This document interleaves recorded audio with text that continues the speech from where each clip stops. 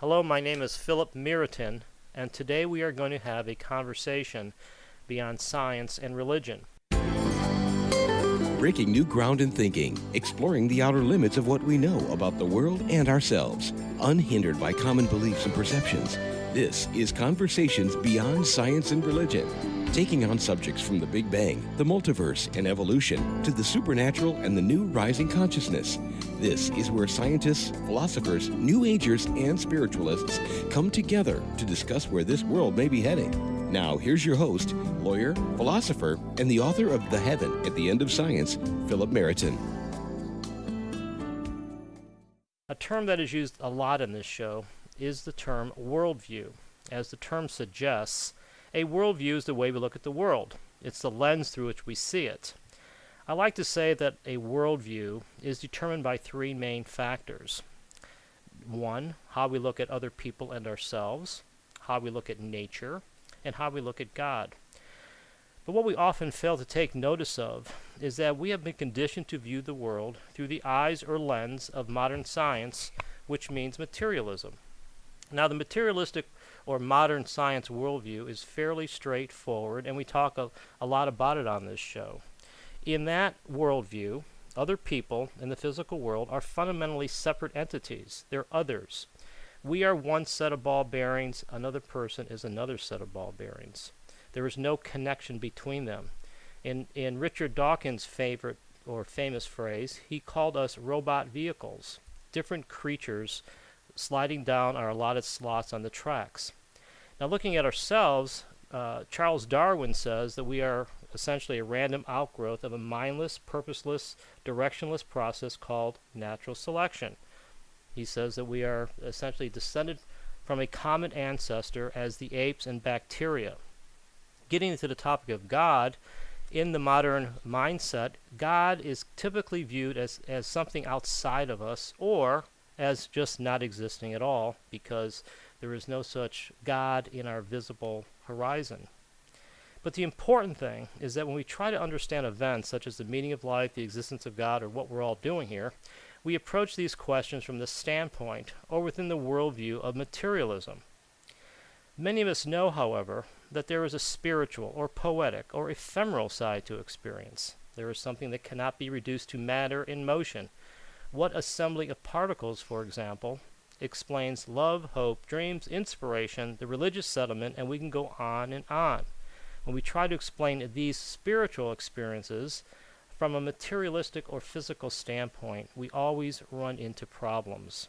Either we imagine some way for consciousness to arise from dead matter or love from the dirt, or we say that these events are illusory. Another term used by Amit Goswami and others is this term promissory materialism.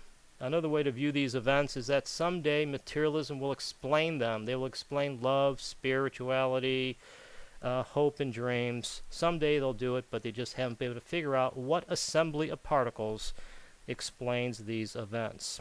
And also, as we know, a strict materialistic viewpoint leads to atheism. It denies any connection between human beings and other people and the physical world. So in this show, we're going to try to do something different.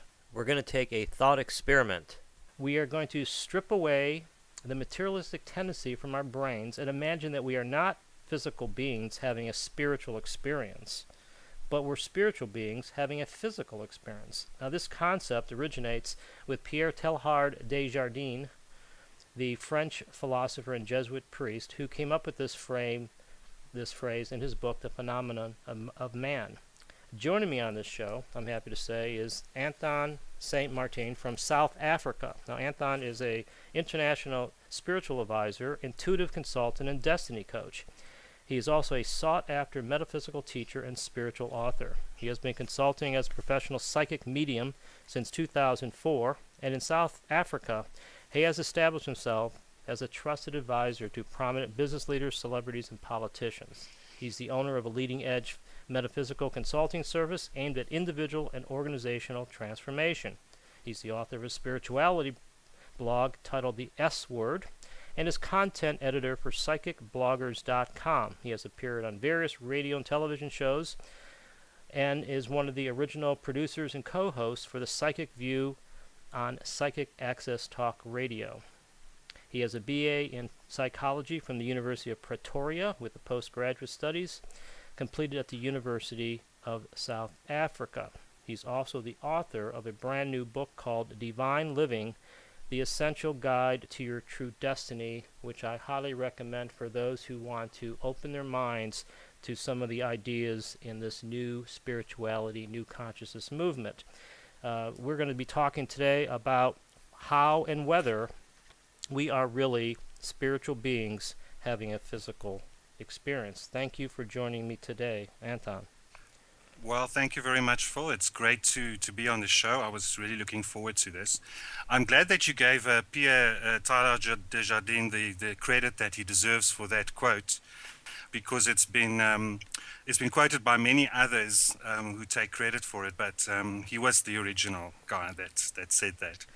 And it is, I would say, it's sort of the one of the foundations of my personal belief system. It directs everything I do every day and the way I look at the world. So, yeah, that was a good way to start the show. And as I understand it, you're also going to make that the theme of the show. Yes, because I really want to have a show where we do take this thought experiment and we sort of wipe our mind clear of these preconceptions. And instead of viewing the world and trying to understand it as physical or materialistic entities with these molecules and atoms and dead stuff assembled into a creature, to imagine instead that we are spiritual beings having this physical experience, as Pierre Teilhard de Chardin suggested in his book. But I think it's important right now to contrast this notion that we may be really spiritual beings with the current mindset that, at least in the U.S., dominates the way we think. And so first let's start off with, from your own mind, how would you define or describe our current worldview? Well, the short version would be that it's actually a bit of a sad state of affairs in my mind. But I'm very glad that you asked that question, because, our worldview is something that is much more important than most people realize. And the reason being that it really defines and informs everything that we think and believe and do every day. It is what makes our reality. It's what shapes our reality and how we interpret our reality. And the problem with worldviews is that they are invisible.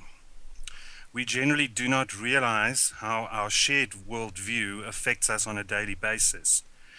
And in fact, it's my belief that our differences in worldview is the cause of most, if not all, human conflict since the beginning of time.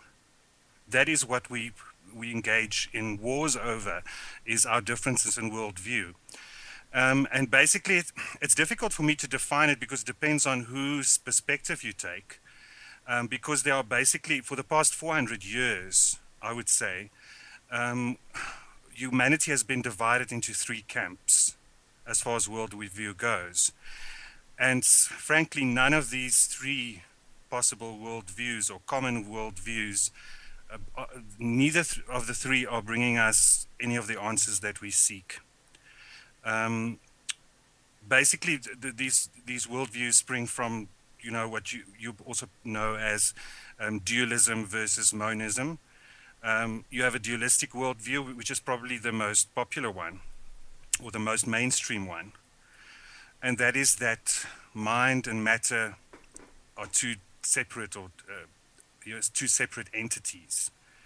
And that they're not anyway integrated.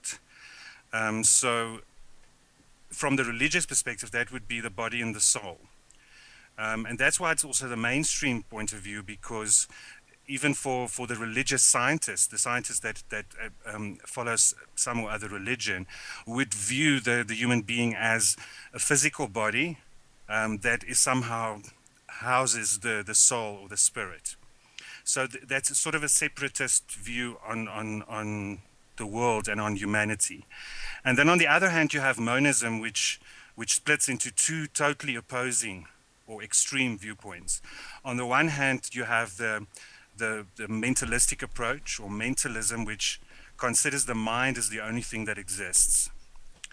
Monists don't feel that mind and matter can exist at the same time. Only one of them can exist. So your mentalist would say that there's only mind, there's only consciousness, and that our bodies and our physical reality is basically a figment of our imagination. It is something that is conjured up through our consciousness, and it doesn't really exist. Matter doesn't exist. And then on the other end of the spectrum, we have the materialists, which you referred to in the beginning, which believes that only matter exists, that everything is purely physical, we consist of molecules and atoms and so forth, and there's nothing more to it. There's no spirit, there's no soul. Our consciousness is something that is generated biologically and physiologically and electrically and chemically by our bodies. Its consciousness is not something that exists on its own accord or that possibly come from somewhere else. So we don't have a soul, we don't have a spirit, we are just physical matter.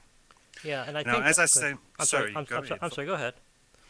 No, I was going to say that just in summary here, we're doing something very important, and that is we're trying to categorize worldviews, and as Anthon's saying, that there really is there really are three separate ways to look at this.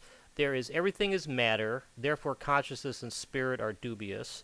Everything is mind, therefore matter is dubious. Or there's both, which is dualism, and the perennial problem there is how do they interact? It's the ghost in the machine problem. I'm sorry. So I'm sorry. I interrupted you. No, absolutely. That's a very good summary. Yeah. So and you see the problem is the mainstream view has traditionally been dualism, because even some of the most confirmed scientists, Newtonians, would still often have a religious belief system as well. So they tend to adhere to dualism. Then, of course, you have the more sort of hard-nosed scientists, as I would describe them, that would go for the materialistic view. But what was also tragic about it is that the materialistic view has been gaining ground a lot, especially over the past 100 years. So materialism seems to be, it's not I wouldn't say it's the dominant worldview if you look at it from the perspective of the common man in the street, but from the scientific community, it's definitely the mainstream viewpoint. And the problem with that is that it's very much focused, or it's rife with a reductionistic approach to everything. So what that means is that very complex systems and complex things are reduced down to very simplistic explanation or a simplistic set of underlying components. To give you an example, in psychology, which is my original field of study, you find what is known as physiological reductionism. Now, what this means is psychologists that work from this point of view, from this singular point of view, attempt to explain all human behavior and human experiences from a biological perspective. In other words, they would say we behave in certain ways or we react in certain ways because of our hormones and our nervous system and our brain and so forth. So reductionism doesn't really allow for any other point of view. So everybody has their singular point of view. You know, you've got the biology guys and the physiology guys, and you've got the social, the social guys, the social psychology people who say that it's all about systems and groups and relationships and how we interact with each other. So everybody's got their singular viewpoint, but it doesn't give us it. And what's terrible about it is that it dodges the main question, and that is, who are we and where do we come from? Because nobody can tell us that. Right. Our science cannot tell us that. There's the Big Bang theory of how the universe began, but nobody still knows why it happened or where it comes from. It's a reductionist view of the world is not going to take us forward as a species. We need to broaden our horizons. And the future lies in some sort of holism, in some sort of integration of these three worldviews, because all of them actually have some sort of truth to them. I mean, it's not all ludicrous, but they only have part of the truth and not the whole truth. personally, and a lot of people that work in my field believe that our future lies in a fourth new worldview. Okay. It's commonly known as neutral monism, Okay. which is a silly name, but I don't like it. Yeah. But it basically says, it explains it in a sense because it's somewhere between these two extremes of only matter and only mind. The neutral monist believes that both the mental and the physical can be reduced or integrated somehow to a third original substance, and that is energy. That is why you often find the so-called New Age practitioner or metaphysicians or spiritualists. A lot of people in the spiritual community almost have this obsession with the concept of energy. They talk about almost every second word in a sentence would be something about energy. Yeah. Because it is our belief that everything, the world consists of energy, and it manifests both as consciousness or mind, and it also manifests as matter. Yeah, well, there's no doubt that in order to satisfy the scientific mind and the spiritual tendencies, we're going to have to come up with something that touches both bases, that has the scientific rigor in it, but leaves plenty of room, if not the leading role, for this thing called spirituality. And I'm often concerned that we get lost in semantics a lot. One of my best examples of this would be the term matter, where we all view the hard substance of the world as matter, and very few people would dispute the notion that the world is largely made up of matter. But what do we really mean by that term? We know that through quantum theory that matter isn't really what it appears to be. Matter appears to be hard, solid stuff that has an independent existence from ourselves, but that's exactly what quantum theory disproves. And then we have the famous the spin on things by George Berkeley, the 17th century British empiricist philosopher, who essentially said that matter is really a figment of the imagination. And so I think that part of our problem is coming up with the same language to talk to each other. And I mean spiritualists talking to scientists and scientists talking to theologians. And I'm concerned a lot that we deal with different vocabularies, and we're taking things in different levels, and we need to get to a place where we're speaking the same language. That's just one of my own little observations of what's going on right now. Absolutely, I couldn't agree more. And you see, the problem why we don't have this common vocabulary is because we are still stuck on the Newtonian scientific paradigm, Right. A scientific paradigm that's been around for 400 years. And don't get me wrong, Newtonian science has served us extremely well. I mean, the fact that you and I are able to talk to each other right now, literally halfway around the world, Right.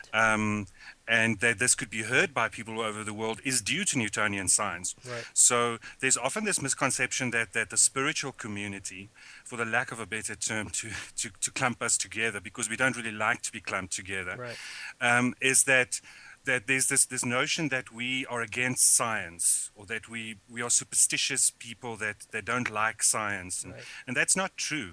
It's just we feel that science is limiting us and not giving us space to explore and to find some understanding to some of the experiences that a lot of us personally have on a daily basis. So that is why we don't have a common vocabulary, is because we are still stuck in this old scientific paradigm. Newtonian science will always be around, but it needs to be adapted. It needs to be expanded. We need to expand our horizons. And I think that has been the chief problem that we've had, especially in the past 100 years, is that we have been building walls instead of bridges. Right. We have driven a wedge between the scientific world and the spiritual world. And completely lost touch with each other. Yes. You know, we've somehow, in a sense, almost gotten to the point now where for anyone to be overtly spiritual or even religious um, is increasingly being seen as something shameful. It is something that you don't talk about. I mean, a lot of us are still spiritual, religious, but it's something you do in the privacy of your home. Right. People are more likely these days to have open discussions about controversial subjects like sex, for instance. Right. They would discuss that in public, but they would not talk about spirituality. Yeah. You just don't go there Yeah. because there's so much skepticism and cynicism. Yeah. And it Well, is because of this wedge that has been driven between spirituality and science. Yeah. But fortunately, there is good news, because I think we're also maybe making everything sound very gloomy and doomy at the moment. There is a lot of hope. I have a lot of hope for the future, because there are a lot of very smart, very educated people all over the world that are increasingly taking hands, both in the scientific and spiritual community, reaching out to each other to try to begin to start finding some common goals and some shared solutions. So it is actually a very exciting time that we live in. yeah. It's just unfortunate that I think a lot of people in the general public are not always informed, and people have been brainwashed to the extent that whenever a scientist, if somebody has a PhD from some leading university, the moment they speak, everybody listens. Right. And there's nothing wrong with that, but sometimes you also have to listen to the crazy ones among us, the so-called crazy ones, because they are the ones that drive evolution and that drive expansion and progress. Yes. Yes. I want to parenthetically note for a moment first, when we use the word Newtonian, that may not be self-evident to many listeners, but in simple words, and correct me if this is different than the way you view it, Anthon, is that Newton came up with I would call it a model, viewing the world as a machine. It's the mechanical worldview. It's sort of like a big, giant, universal contraption that runs on its own power, that's made of little ball bearings, and it just sort of chugs away, getting this energy, getting its motivating force from some other place. And we could use the term metaphorically, at least, from, say, the Big Bang, or from the energy of the sun or something. And the problem with that worldview, in my mind, is that quantum theory has disproved it, as a number of other things. But as you point out in your book, and as others point out in different books as well, there is an inconsistency in the way we view things, where we hold this Newtonian worldview in our mind for part of the day, but in the other part of the day we sort of lapse into more of a spirituality mindset. Or we watch shows like, in this country there's a show called The Long Island Medium. Yes. Or they read Edward Casey, or they read their horoscope, or they've got their rabbit's ear, their Lucky Charms. I mean, we're all over the place, and so it's sort of like there's another book called Quantum Enigma, which I mention a lot, where in that book the authors Bruce Rosenblum and Fred Kuttner talk about the idea that consciousness is behind quantum theory is the skeleton in the closet. They use a skeleton in the closet, and I think so that we live this disjointed world or this disjointed life, where we try to be scientific, from 9 to 5, and then we're spiritual from 7 to 8, and then we have our precognitive dreams. And we're off doing something else at night, and we wake up and a friend calls in a synchronistic event. I mean, it's really nuts. And so I know that one thing you're doing, and because I think you did it in your book, and that I try to do, is to try to find one worldview that explains it all. Because let's face it, folks, there needs to be a theory that explains it all. There can't be a theory that just says that the whole world is made up of tiny particles and everybody who's ever had a spiritual experience is out of their mind, because that's just not going to work. So Absolutely, and that's why you would. It's very interesting from that perspective, because that's a very great explanation that you gave of what the current situation is, because we do have these I call them the weekend warriors. yeah, They go to church on Sunday, or to temple on Saturday, or whatever the case may be, yeah, or they do their new age thing. And sadly, when they go to work, they have to put all of that out. And the thing is, that will have to change, right, because you see, the biggest problem with our current worldview is that people feel dissatisfied. There is a lingering dissatisfaction and a sense of being lost. People are seeking purpose and meaning in their life. It's no accident that, for instance, paranormal investigation shows are so popular on television. right, It's also currently, it's also no accident, for instance, that, the booming field, you as an author might know this as well, the booming field in publishing at the moment is not this or that or the other, it's paranormal romance. yes, The Twilight movies, and there are so many women reading these paranormal fiction stories. They're lapping it up because they have this yearning for something that is out of the ordinary, that is more of the mystical or the miraculous. We have become totally devoid of the mystical and miraculous in our lives. It's been stripped away, and some scientists are telling us that our lives have no meaning. right. We're not going anywhere. There's no purpose to the universe. It's just a random accident. And that's no way to, as human beings, because we are spiritual beings having a physical human experience, we want purpose. We want meaning. We came for that in the first place. And therefore, that really has to change.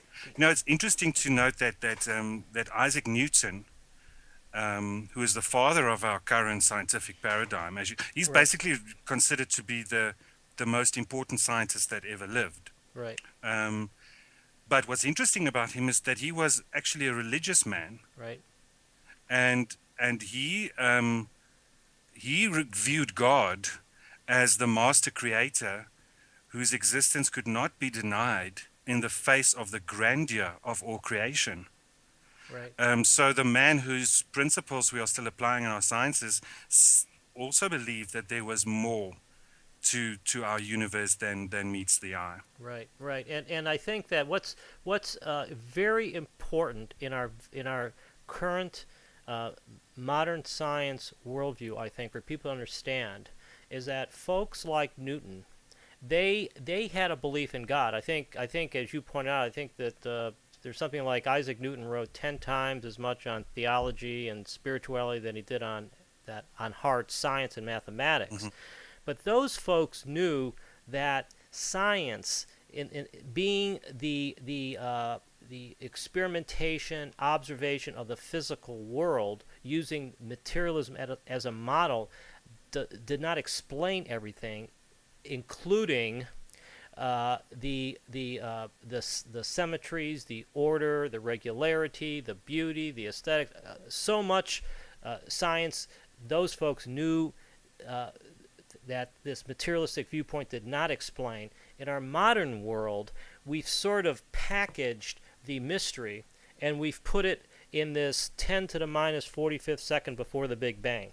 We sort of have this little package here, and the mystery has, it's sort of like this infinitely dense mystery that is packaged, and we wrap it up and we put it away. But every time you read one of these books on the Big Bang, either by Stephen Hawking or Lawrence Krauss or one of these guys, they don't answer all the questions. They sort of put off the side and they sort of say, well, we've explained almost everything, but not quite. Well, the not quite is an awfully big not quite, and so in some ways it's a function of maybe science coming up with more universal theories or more or broader theories, but they have yet to explain how it all started or why we're here.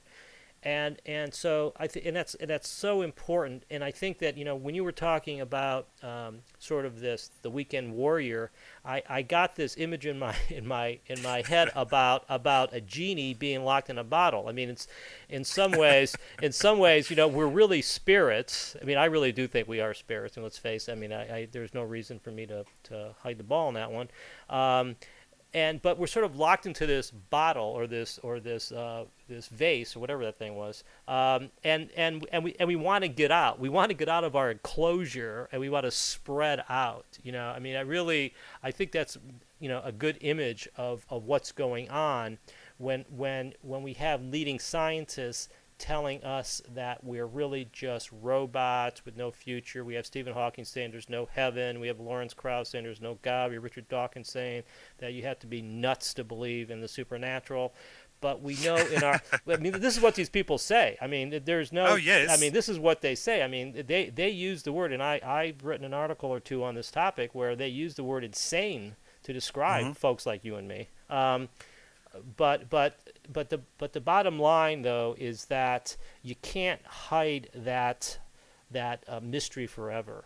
And what I think I'd like to do right now is that when I introduced you, and I got a lot of that material from your book. I mean, you do have a psychic abilities, and I don't necessarily want to delve into those, but I do want to.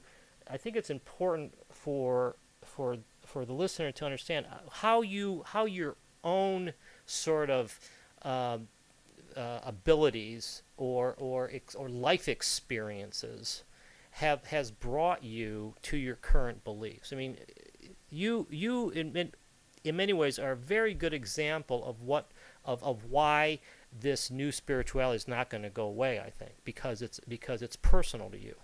It's something in your heart. And the thing is, it is personal to millions of people. Yeah.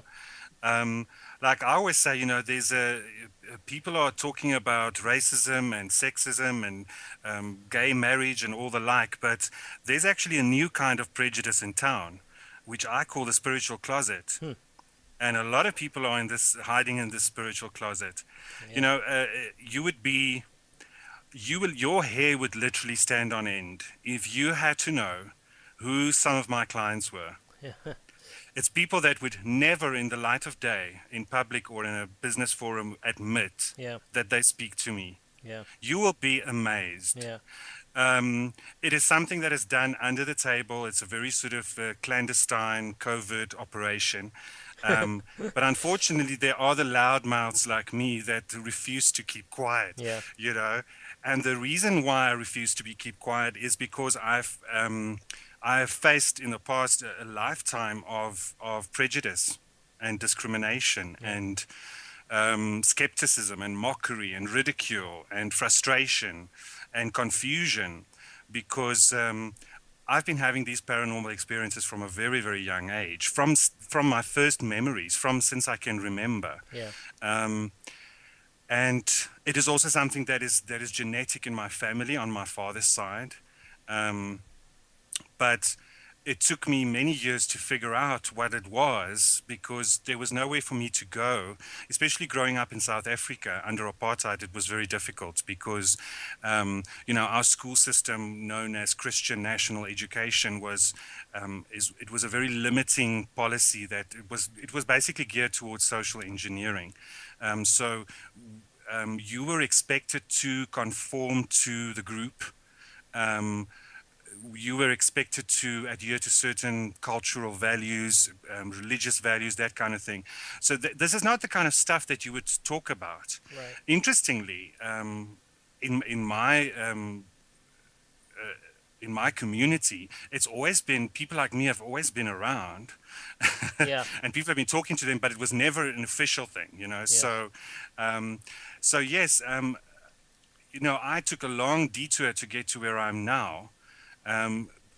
That is how I ended up studying psychology, for example, because I knew I was somehow driven to do this kind of work and to work with people. But but I kept on denying my true nature because it was just not socially acceptable. It's not something, and the thing is, you're easily branded as crazy or nuts or whatever. Right. I remember, for instance, that at one point, I was always very much an outsider in school, Right. very bullied, especially when I was younger. But at some point, I had a brief, like almost, I think it was about like 6 months or a year, I had a brief spell of popularity, sort of in middle school. It Yeah. was around in middle school, around the age of 13. Yeah. Because I started doing readings for all the girls, for all the older girls, and they were amazed about the things I told them about their boyfriends and so on. So Yeah. I had a bit of a popularity. I used to do this in the school library, but eventually I was found out. This was somehow reported. It got to the headmaster, and I was severely beaten. In those days, they Wow. still beat us with a cane, Jeez. and I was severely beaten for it because Well, it's unchristian and it's unreligious and it's unnationalistic and or unpatriotic, that kind of thing. So yes, I took a long detour to get to where I was, but the thing is, my belief is that we cannot avoid our destiny. We come with a life plan, and you come with a soul purpose and a life purpose, and you've got to do what you got to do. yeah. Now I was gonna Unfortunately, I was gonna ask you about that about the soul purpose and life purpose. But before I do, I just want to um, note that what I'm finding, and you alluded to it uh, earlier about the popularity of these paranormal books and shows. I mean, in the U.S., as I've already mentioned, the Long Island Medium, we have the Fringe, we have the Mentalist, we have Lost, we have all these shows that involve some kind of paranormal ability, and I'm finding that people are pretty open to it. I mean, one of the it's sort of like you go through these stages of skepticism with any of this, and I think that the natural human tendency is to be doubtful of psychic abilities. On the other hand, most people have already been through that first stage because they've either had a psychic experience, or they've been to some medium, or they've seen a prediction that's come true. And let's face it, it's pretty hard not to be religious from the Western standpoint, i.e., believe in the Bible and the prophets, without believing in the paranormal. I mean, there is, or the supernatural. There is something in us that wants it to be true, and I think that from your perspective, which is that we're really spiritual beings, it's something that we know to be true, but it's been deprived. It's been taken away from us. It's sort of like it reminds me of maybe Lord of the Rings, or one of these mythical stories where some power, was the sword was taken away from the hero, and then you get the yes. sword back, and it was really his to begin with, and now he could conquer the world. I mean, that's the way I feel about this. I feel as if the power has been taken away, and now we're sort of rising up gradually, and it may take centuries, but we're gradually rising up to say, hey, we can't hide this any longer. We have to come to a deeper explanation. So I went off a little bit more than I wanted to on that little point I was making, but I think it's important for you to talk about your idea in that you explain in your book about everyone's got their soul purpose and a life purpose and destiny. I know those terms are related, but why don't you talk a little bit about what you mean by finding your soul purpose, and how that is something valuable to all of us. Sure. Well, the two terms are often used interchangeably, but I chose to separate them. They go hand in hand. They are very integrated, but to me they are two separate concepts. And they are what I believe makes up our life plan. You see, we've also traditionally, for centuries, we've had this question, this whole issue, just like we have the issue with dualism and monism, we've also had the whole controversy around destiny or predetermination and free will, Right. which boils down to is our life scripted in advance so that we basically don't have much choice? It just our life plays out the way it was scripted, like a movie script or a play, and we have very little say in what happens to us. Or is our life completely dependent on free will? So that means that we just have choices and decisions to make every day, and our life will turn out based on what we decide to do or what direction we choose to go. And people are divided about this.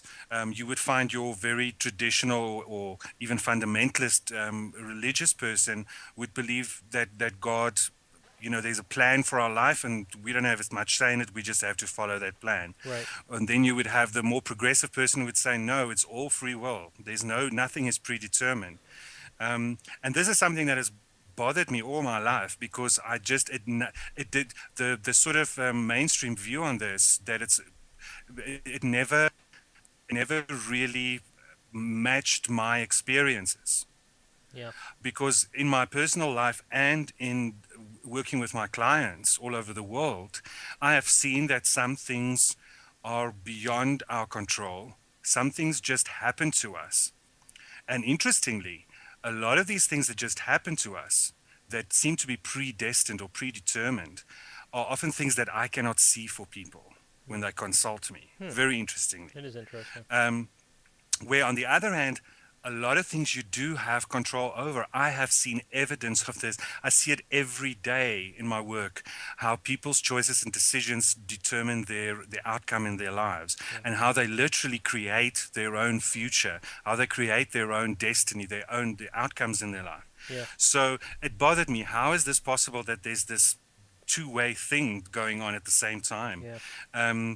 And with a lot of contemplation and meditation and several dreams I had, etc., I came to the conclusion that we all come into this world to have this physical experience, but we are come here armed with a life plan or a blueprint for our life.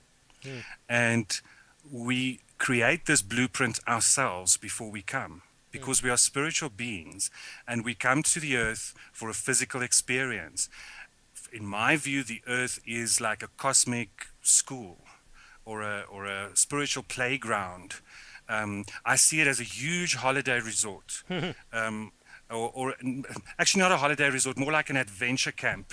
Yes. And we come here to sort of rough it and go through all these incredible physical, sensual experiences that we don't have in the spiritual realm. And this is a part of the process of the expansion of the universe, because that is the purpose of it all. It's all about expansion. And there are other dimensions and other realities where this is also taking place. Earth and the Earth reality is just one of it.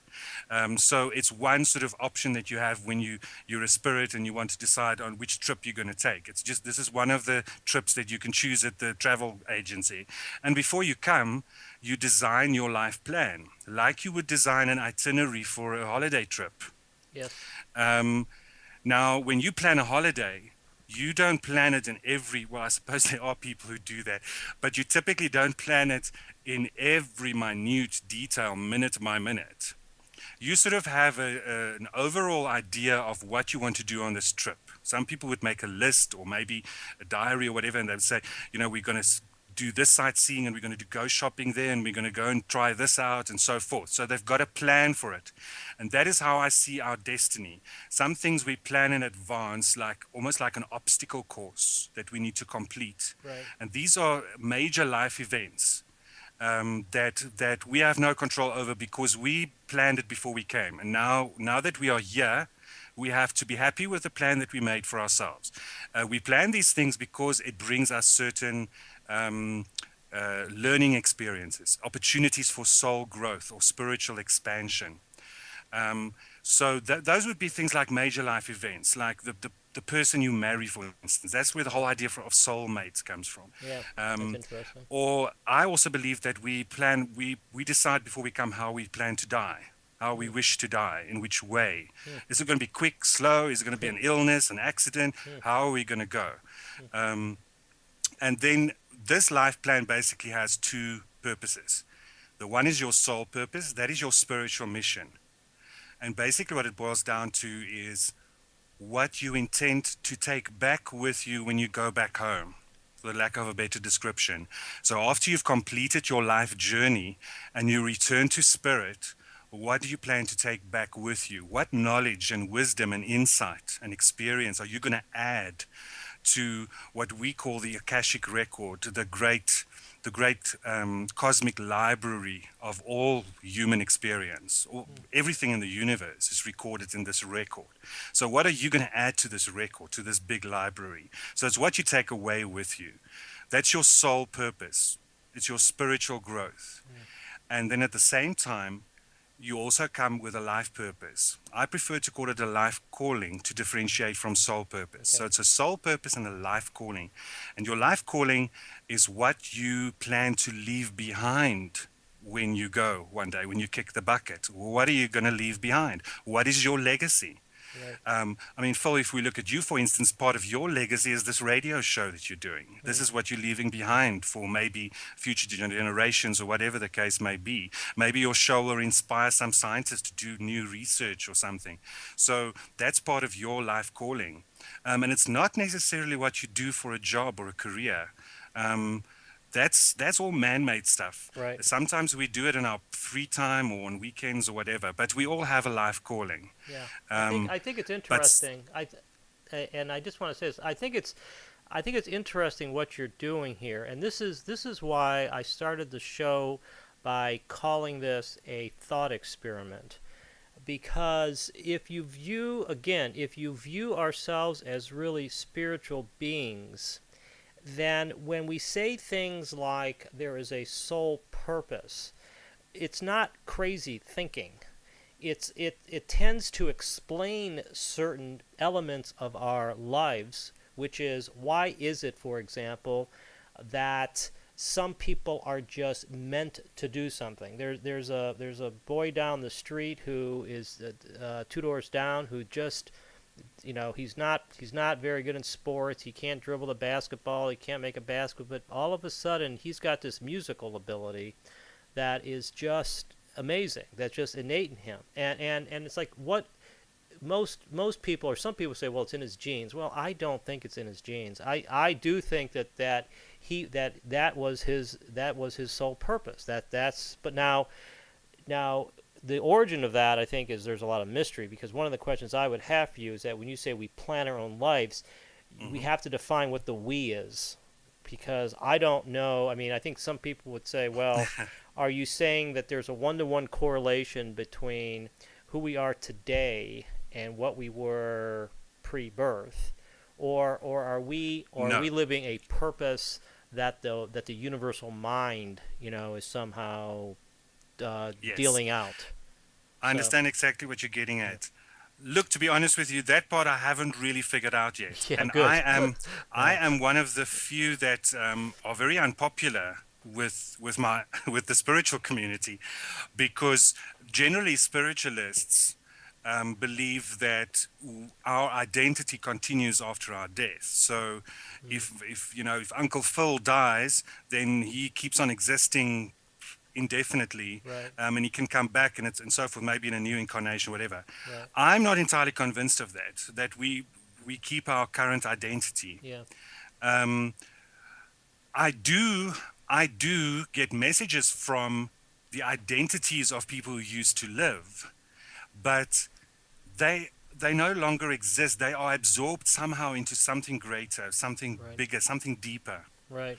And so I do not believe that in my individual identity, I stood at a planning table and drew up this thing like an architect. I'm not sure if I'm representing a group of souls, right, or am I grouping one universe? Am I representing one universal mind? Right.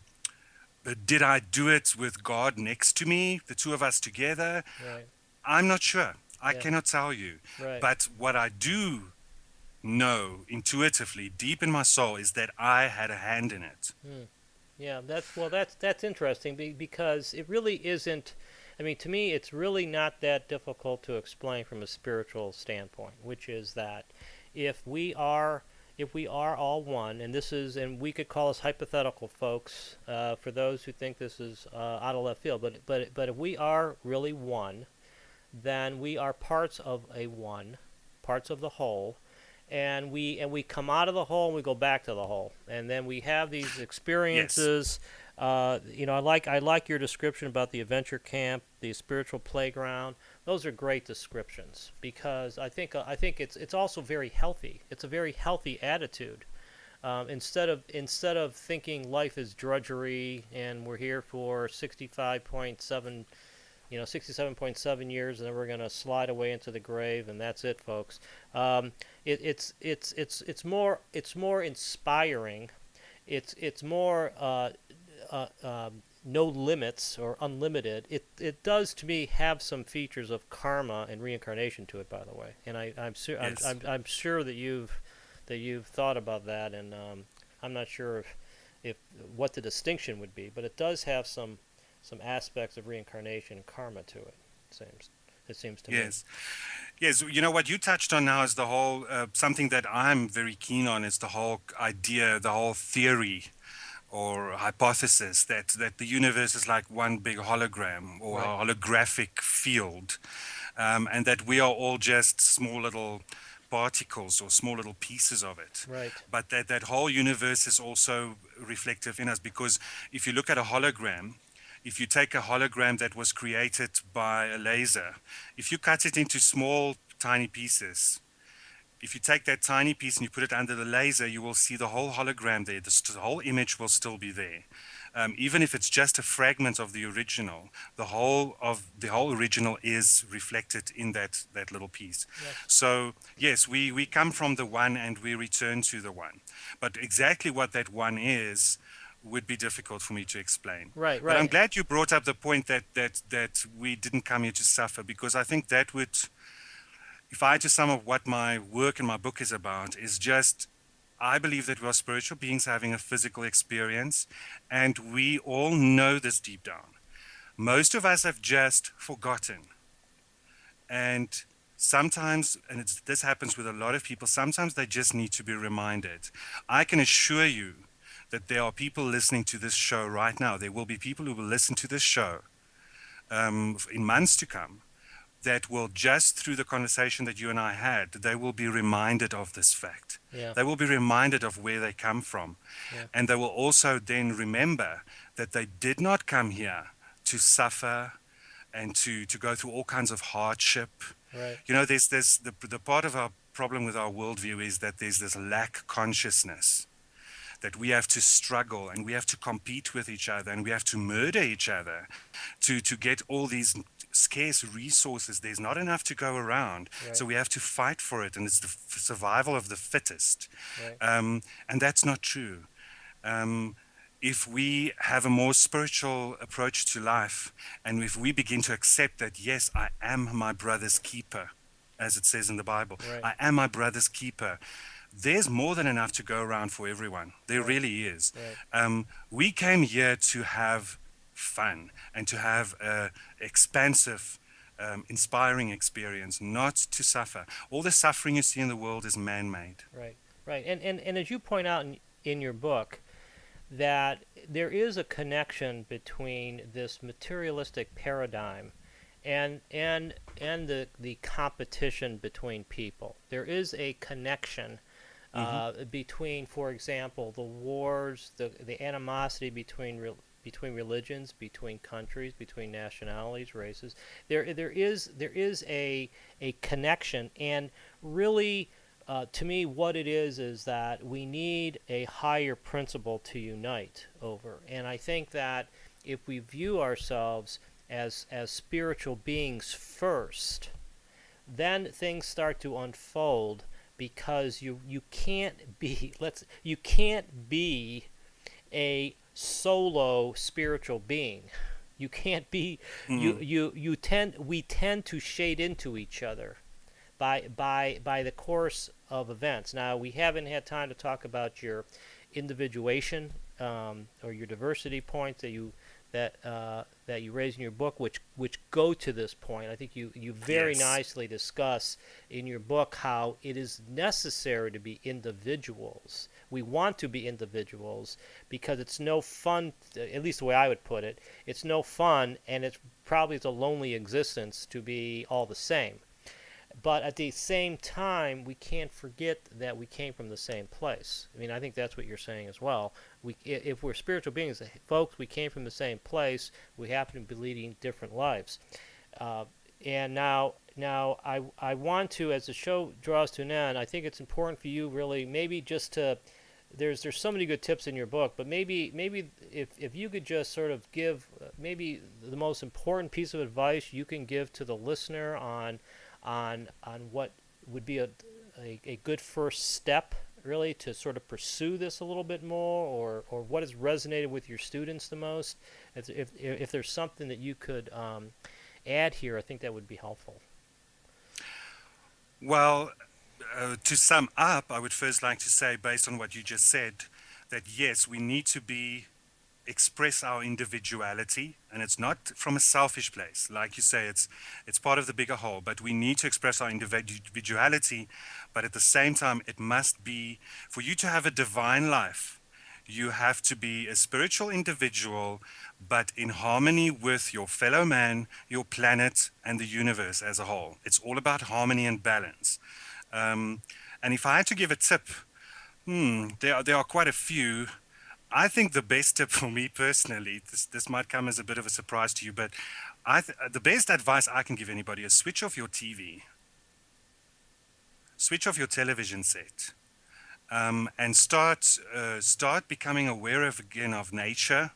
Go out into nature, because there all a lot of this nonsense that we've been talking about, all this petty stuff that we get caught up, all this human drama we get caught up in, all of that disappears. Get back into nature. Come back to yourself. Stop listening to what other people expect you to believe or how you have to look at the world. Make up your own mind. I think that's the best advice I can give.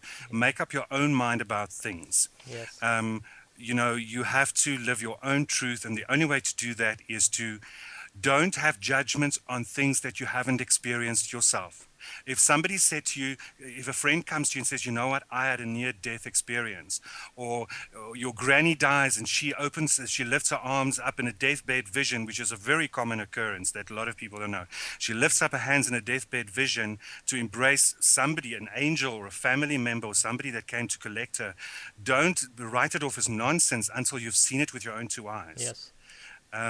So make up your own mind about things. Trust. You see, we've got an inner guidance system, our intuition and our emotions. If something feels off to you on an emotional level, or if your gut tells you that something's missing here, something doesn't make sense, then follow your intuition. Our intuition and our inner guidance system is our spiritual nature, and if you follow that, you will find your true destiny. You will find your soul purpose and your life calling. That's really good. So to get in touch with you, why don't you give folks at least your website and any other way to get in touch with you for those who want to learn more about what you're about what you're doing. Sure. The easiest way to get to me is just to fill in a contact request. I've got a contact form on my website, and my website is AnthonSt.com. That's AnthonStMartin.com, AnthonStMartin.com. Or alternatively, you can also go to the website for my book, which is a bit easier. It's divinelivingbook.com, all one word. And you will also find links to my website from there. Well, thank you very much. It was. I think we accomplished what I was trying to do, which is to give people another perspective on how to view our lives. And if nothing else, one thing that we might have picked up here is that it is extremely important, in my mind, to write your own story.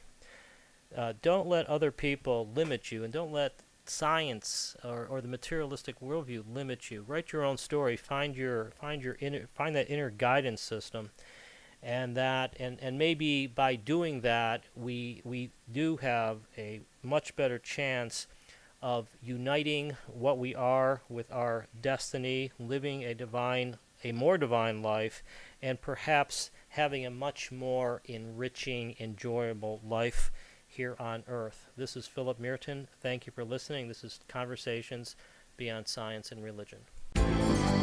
You've been listening to Conversations Beyond Science and Religion with Philip Mereton. To find out more about Philip and his new book, The Heaven at the End of Science, visit heavenattheendofscience.com.